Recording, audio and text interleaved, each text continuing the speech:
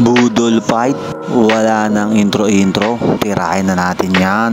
Syempre after ng dasal, pagka-grace simulan na agad dyan.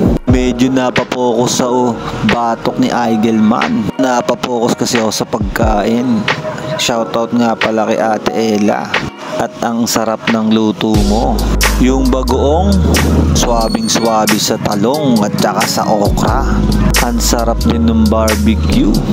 Siyempre, hindi mawawala ang itlog, ang simbolo ng San Jose. Ito ang number 1 produkto dito. Thank you po sa aming hepe. Siya po ang sponsor ng Budol Fight na yan. Nakakapagpa-high moral nga din naman po. Shoutout pala kay Buddy Kevin at siya ang nawagi ng araw na yan.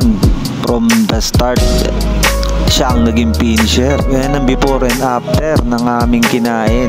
Salamat po ulit, Ma'am Hazel. Black is peace out. Alright.